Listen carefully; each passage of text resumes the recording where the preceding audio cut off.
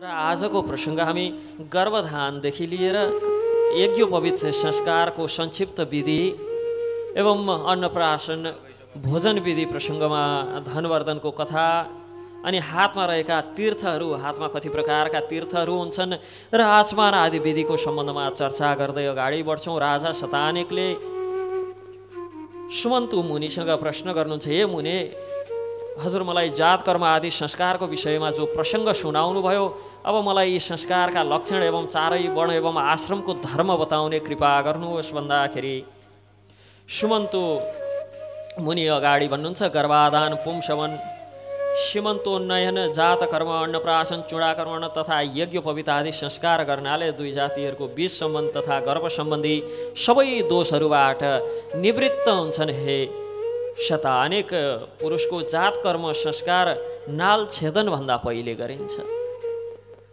त्यस समय जन्म हुने बित्तिकै नाल छेदनभन्दा पनि अगाडि घृत अर्थात् घिउ, मधु अर्थात् मह आदि को प्राशन जो गराउने संस्कार छ त्यसलाई जात कर्म संस्कार भन्छन्। सर्वप्रथम जन्मे पछाडि, व्यक्ति जन्मे पछाडि हुने सर्वप्रथम कर्म, सबैभन्दा पहिले गर्नुपर्ने कर्म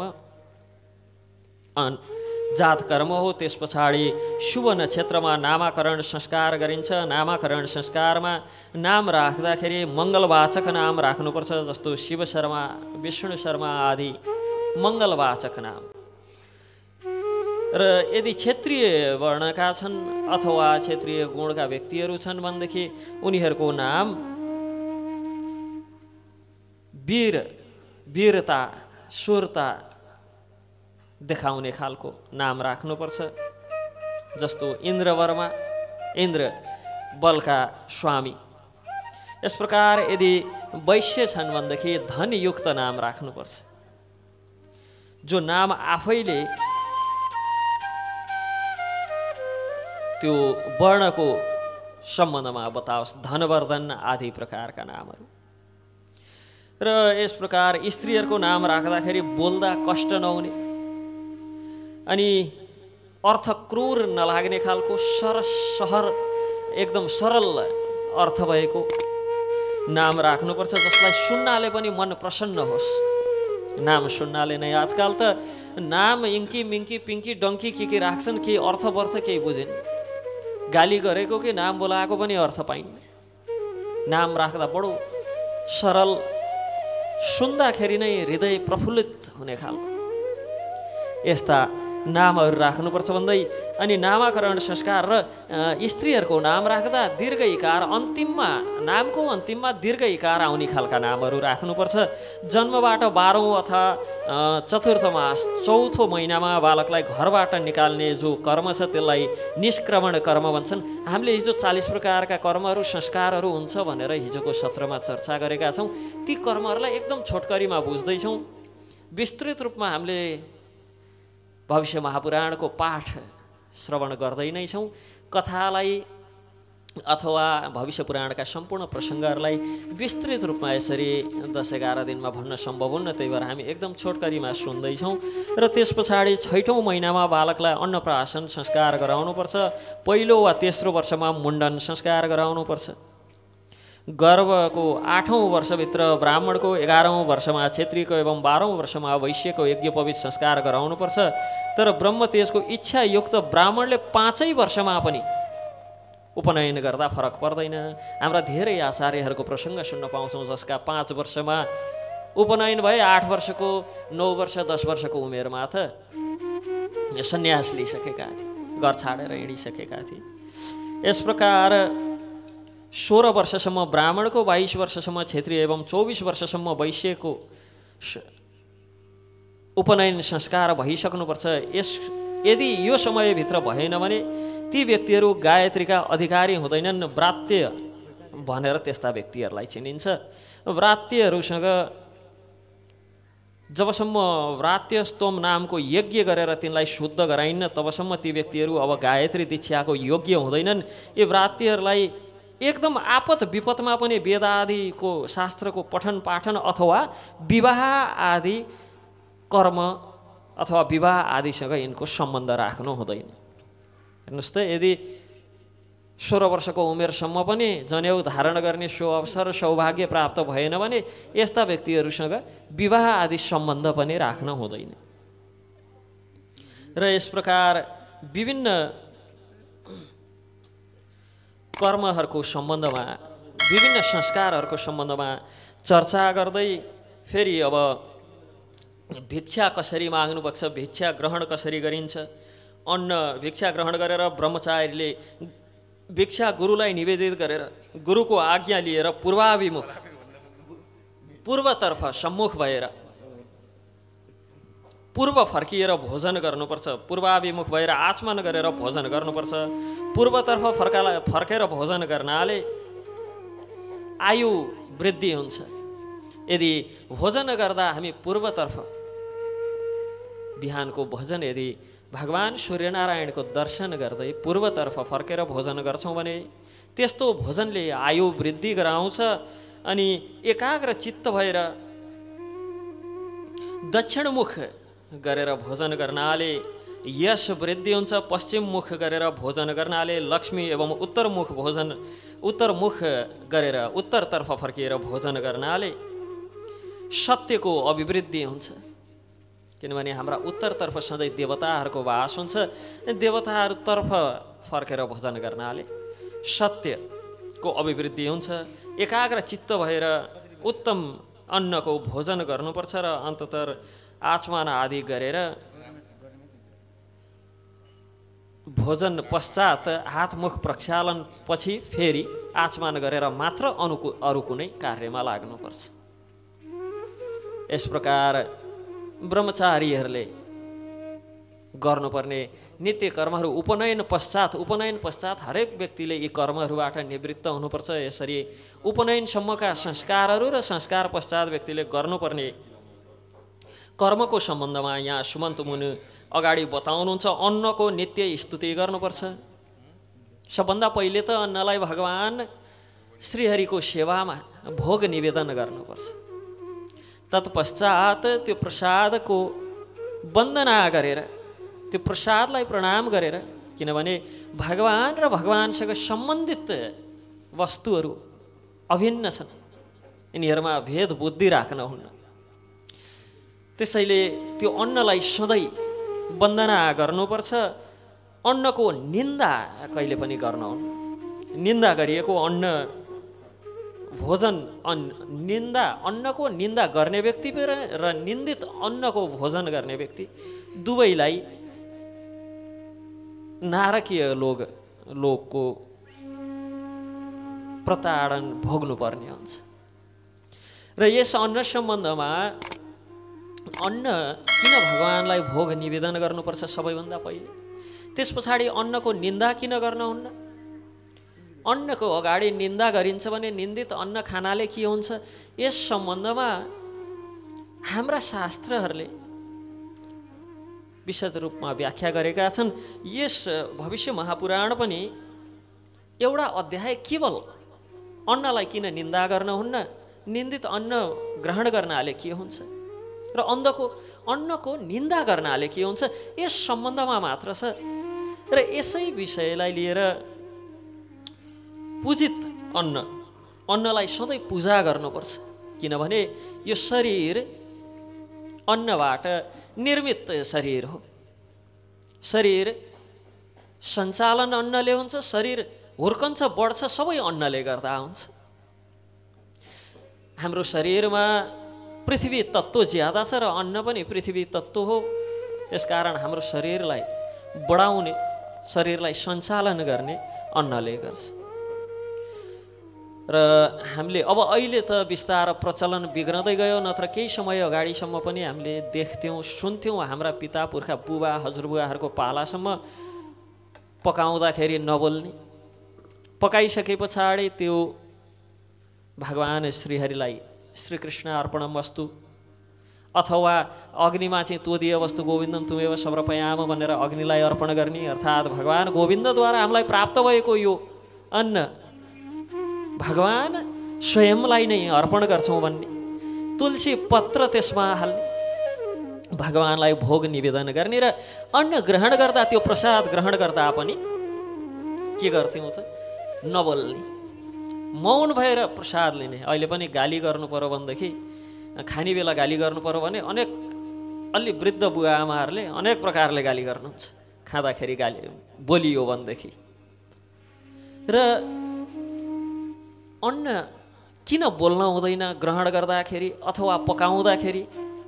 यसको पछाडि विभिन्न कारणहरू छन्। शास्त्रले धेरै कारण बताएको छ। त्यो मध्ये हामीले अहिलेको परिस्थितिमा बुझ्ने, अहिलेको वातावरण परिवेश र समय अनुसार हामीले बुझ्न सक्ने, जो हामीले मात्र नभएर हामीले वाटर टेस्ट भनेर अहिले पनि खोज्यौँ भनेदेखि, प्रविधिको जमाना छ, अहिले पनि टेस्ट अफ वाटर भन्ने एउटा अनुसन्धान भएको थियो। त्यो अनुसन्धानको रिपोर्ट प्रतिवेदन हामीले खोज्यौँ भनेदेखि सहज रूपमा अहिले प्राप्त हुन्छ। हामीलाई गुगलमा गएर खोज्यौँ भने पनि ती कुराहरू जो हामीले केही समय अगाडि जीवनमा उतार्थ्यौँ, यी विषयहरूलाई आज विज्ञानले यसलाई कति महान मानेको छ। हामीले खानेकुरा, हाम्रो शरीरलाई दाल भात सब्जी अचार आदि आवश्यक पर्ने होइन, त्यसबाट प्राप्त हुने खनिज तत्त्व, त्यसबाट प्राप्त हुने भिटामिन्स, त्यसबाट प्राप्त हुने ऊर्जा, त्यसबाट प्राप्त हुने पोषण मात्र चाहिने हो। शरीरलाई दाल भात चाहिएको होइन, शरीरलाई कार्बोहाइड्रेट प्रोटिन लगायतका पोषण तत्त्वहरू, पोषक तत्त्वहरू चाहिएको हो, ऊर्जा चाहिएको हो। शरीर सञ्चालन गर्न, शरीरलाई जीवित राख्न हामीलाई ऊर्जा चाहिएको हो अन्नका माध्यमबाट। त्यो ऊर्जाको विशेषता के हो? त्यसले अर्को ऊर्जालाई आकर्षित गर्न सक्छ। ऊर्जाको विशेषता अर्को ऊर्जालाई आकर्षण गर्न सक्नु। यसकारण यो अनुसन्धान भएको थियो। यसको प्रतिवेदन हामीले सहजतापूर्वक हेर्न सक्छौँ। पानीलाई अगाडि राखेर नानाभाँती अनावश्यक विषयहरू बोल्दा त्यसको मोलिकुलर लेभलमा, अणुको स्तरमा विभिन्न प्रकारका एरेको फर्मेसन हुँदो रहेछ, बन्दो रहेछ। र त्यही पानीलाई तपाईँले अगाडि राखेर आचमन आदि गरेर बसेर शुद्ध स्पष्ट रूपमा श्री सूक्तको पाठ गर्नुभयो भने त्यसमा श्रीयन्त्र हामीलाई थाहा छ। श्रीयन्त्रको जस्तो मोलिकुलर लेभलमा, अणु परमाणुको स्तरमा श्रीयन्त्र बन्छ। त्यहाँ बसेर नरसिंह कवच पाठ गर्नुहोस्, नरसिंह यन्त्र बन्छ। त्यो अणु परमाणुको स्तरमा हाम्रा यी आँखाले त देख्न सकिन्न, तर विभिन्न प्राविधिक यो माइक्रोस्कोप आदिको माध्यमद्वारा त्यसलाई हामीले देख्न सक्छौँ। हामीले पनि देख्न सक्छौँ। शुद्ध, जति शुद्ध पाठ गर्छौँ त्यति राम्रोसँग त्यहाँ स्पष्ट देखिने गर्ने यन्त्रहरू बन्छन्। भने यदि हामीले भोजनलाई अगाडि राखेर अनावश्यक चर्चा परिचर्चा, फलानुको यस्तो भयो रे नि, ढिस्कानुको उस्तो भयो रे नि, यसले यसो गर्यो रे नि, त्यसले यसो गर्यो रे नि भनेर चर्चा गर्न लाग्यौँ भने त्यो हामीले बोलेका विचारहरू पनि ऊर्जा हुन्, हामीले बोलेका वाणीहरू पनि ऊर्जा हुन्। साउन्ड एनर्जी भनेर हामीले विज्ञानमा पढ्यौँ पनि। ऊर्जाहरू विभिन्न प्रकारका ऊर्जामध्येबाट फायर एनर्जी, अग्नि मूल ऊर्जा हो, ताप, त्यस पछाडि आवाज, त्यस पछाडि वायु आदि सबै ऊर्जाहरू हुन्। हामीले बोल्दाखेरि जो आवाजमा जो ऊर्जा छ, त्यो ऊर्जाले हामीले ग्रहण गर्ने भोजनमा सकारात्मक वा नकारात्मक प्रभाव राख्ने र हामीले कस्तो प्रकारको भोजन ग्रहण गर्ने यो निर्धारण गर्छ। यसकारण हाम्रो भोजन बनाउँदा सामान्य हिसाबमा पनि हेरौँ, घरमा पकाउने व्यक्ति एकैजना हो, पकाउने वस्तुहरू पनि एउटै हुन्, त्यही दाल चामल चिनी आदि इत्यादि, नुन बेसार मसला। तर खुसी भएर प्रसन्न आत्माले पकाएको दिन र ठसाक ठुसुक गर्दै रिसाएर ओरेर पकाएको दिनको स्वाद एउटै दाल भात हो, आकाश जमिनको फरक हुन्छ। र खाए पछाडि हामीमा उत्पन्न हुने भाव पनि, घरमा कुनै दिन रिसाएर पकाएर गृहिणीले दिइन् भने अफिसमा पनि करिब करिब आउने सेवाग्राहीलाई हामीले रिसपूर्वक नै सेवा दिन्छौँ। यदि घरमा गृहिणीले बडो मधुरतापूर्वक खुसी भएर भोजन ग्रहण गराइन् भने सारा दिन हाम्रो त्यस्तै हुन्छ। अर्थात् हामीले जस्तो त्यो ऊर्जा भएको भोजन ग्रहण गर्छौँ हामीमा त्यस्तै ऊर्जा प्रकट हुन्छ। यसकारण सधैँ अन्नलाई वन्दना गर्नुपर्छ। भगवान श्रीहरिको अगाडि राखेर तुलसी आदि अर्पण गरेर, तुलसी आफैमा सकारात्मक ऊर्जाको पुञ्ज हुन्। तुलसी महारानीको आध्यात्मिक महत्त्व, उनको भगवान श्रीहरिको लीलामा उनको योगदान र भूमिका, यस सम्बन्धमा चर्चै नगरौँ, यो गहन विषय छुट्टै हुन सक्छ। यसका लागि महिनौँ पनि कम हुन सक्छन्।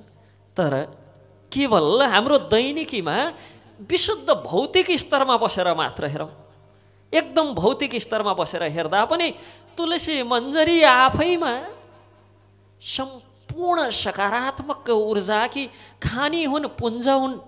तिनीमा यो वातावरणबाट, अन्तरिक्षसम्मबाट त्यो सकारात्मक ऊर्जा आफूमा खिच्न सक्ने शक्ति हुन्छ, क्षमता हुन्छ।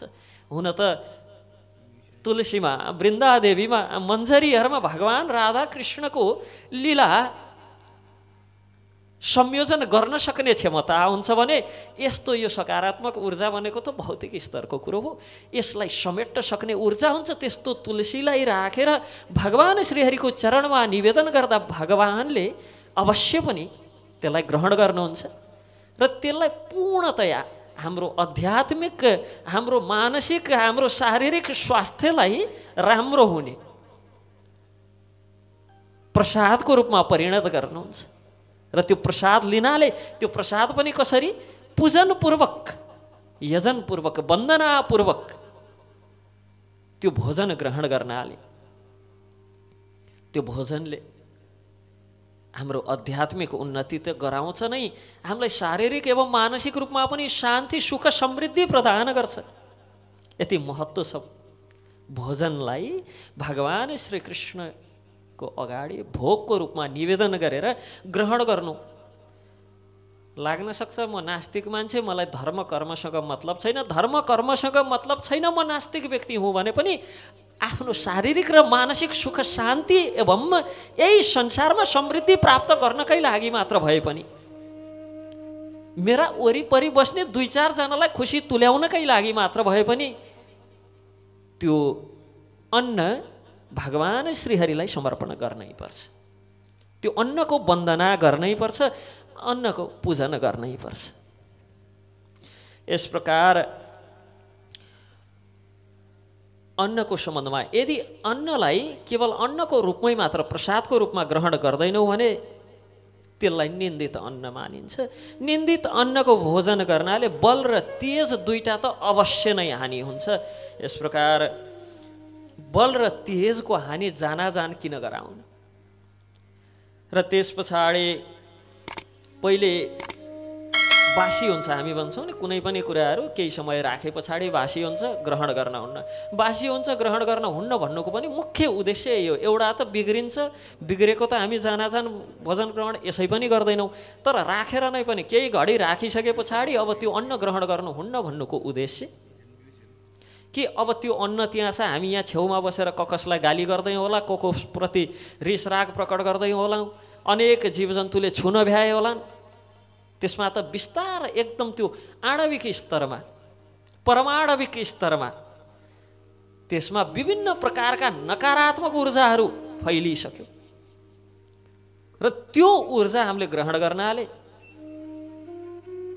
हामीमा पनि त्यो नकारात्मक ऊर्जा फैलिन लाग्छ। त्यसद्वारा हामी सिञ्चित हुन लाग्छौँ र हामीले न आफूले शान्ति प्राप्त गर्छौँ, न वरिपरि हुनेलाई शान्ति दिन सक्छौँ। यसकारण भोजन सधैँ प्रसादकै रूपमा मात्र ग्रहण गर्नुपर्छ। यस प्रकार भन्दै जाँदाखेरि राजा शतानिकले आचमनपूर्वक भोजन ग्रहण गर्न बस्नुपर्छ र भोजन पश्चात पनि हस्तमुख प्रक्षालन पछाडि, हातमुख चुटिसके पछाडि फेरि आचमन गर्नुपर्छ भनेर त भन्नुभयो, तर आचमन कसरी गर्ने? शतानिक प्रश्न गर्नुहुन्छ। शतानिकको प्रश्नको उत्तरमा सुमन्त मुनि भन्नुहुन्छ, दाहिने हातमा, व्यक्तिका दाहिने हातमा 5 प्रकारका तीर्थहरू हुन्छन्। के त यो माथिल्लो भागमा औँलाका टुप्पामा देवतीर्थ हुन्छ, अर्थात् देवतीर्थबाट के गर्नु पर्यो त भन्दा देव कर्महरू गर्दा यो देवतीर्थबाट गर्नु पर्यो। अनि त्यस पछाडि प्रजापत्य तीर्थ यो भागमा, यो हाम्रो यहाँ एउटा घेरा हुन्छ, यो घेरादेखि मुनिको यो भागमा प्रजापत्य तीर्थ हुन्छ र यी 2टा घेरा, हातका यहाँ बिचमा 2 घेराहरू हुन्छन्, यी 2 घेराको बिचमा सौम्य तीर्थ हुन्छ। र सौम्य तीर्थ पछाडि यो बुढी अम्ला र चोरी अम्लाको बीचको भागलाई पितृतीर्थ भनिन्छ। पितृकर्म गर्दा यतापट्टिबाट हामीले याद पनि गरेका छौँ, श्राद्ध आदि कर्म गर्दाखेरि पितृतीर्थबाट गर्नुपर्छ र यो भागलाई ब्रह्मतीर्थ भनिन्छ।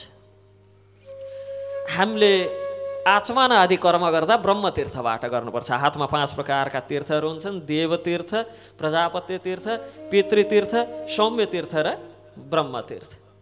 हामीले आचमन आदि कर्म गर्दाखेरि ब्रह्मतीर्थबाट गर्नुपर्छ र एकाग्र भएर, सबैभन्दा पहिले त आचमन आदि गर्दाखेरि एकाग्र भएर चित्तलाई भगवान श्री गोविन्दमा स्थिर गरेर शुद्ध जल लिएर जललाई हातको मूल भागमा ओम केशवाय नमः मूल भागमा राखेर ओम केशवाय नमः भन्दै जललाई ब्रह्मतीर्थको माध्यमबाट ओठमा नछोइकन मुखमा त्यो जललाई हाल्नुपर्छ।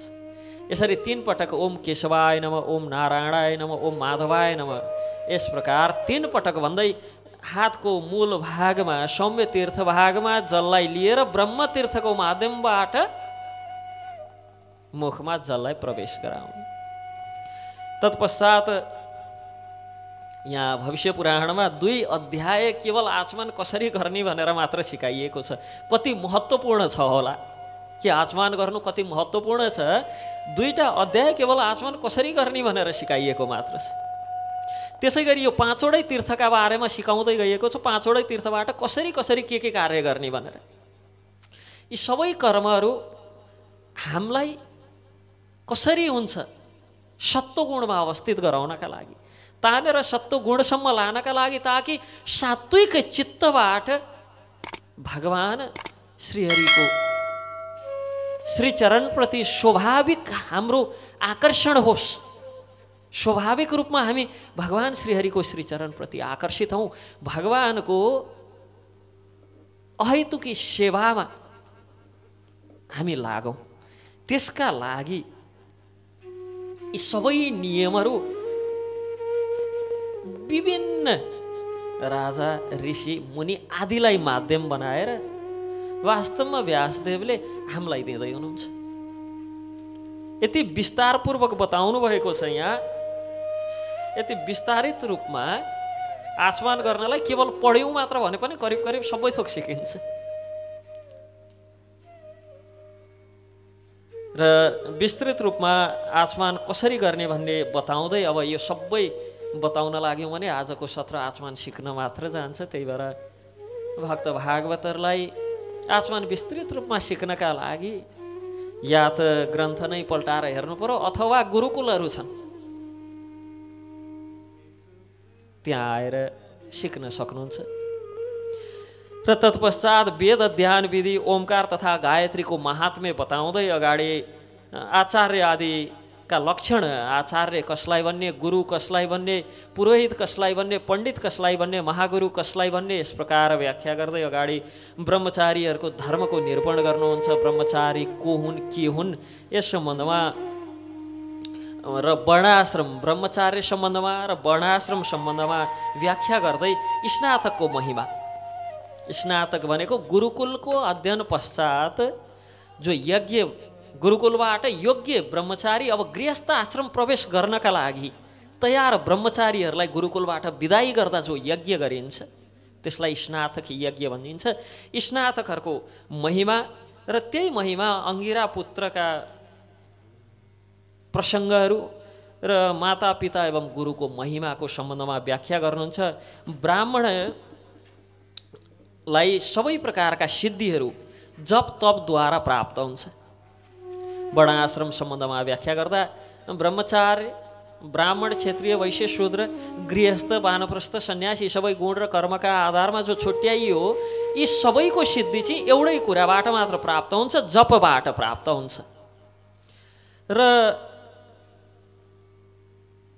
ब्राह्मणले अरू कुनै कर्म, ब्राह्मणको कर्म के हो भनेर हिजोको सत्रमा हामीले चर्चा गरेका थियौँ। ती ब्राह्मणहरूले अरू सबै कर्म गर्लान् नगर्लान्, व्यक्ति ब्राह्मण हुनका लागि जप चाहिँ अवश्य पनि गर्नुपर्छ। यदि सूर्योदयभन्दा अगाडि नै सूर्योदयभन्दा अगाडि ब्राह्मण भएर गायत्रीको यथोचित जप गर्दैनन् भने ती ब्राह्मणहरूलाई ब्राह्मण भनिन्न भनेर चाहिँ त्यस्ता व्यक्तिहरूलाई ब्राह्मण भनिन्न भनेर यहाँ सुमन्त मुनिले बताउँदै हुनुहुन्छ। र त्यही 2 सन्ध्या सूर्योदयभन्दा पूर्व जब ताराहरू देखिँदै नै छन्, ताराहरू अस्ताइसकेका छैनन्, त्यस समयमा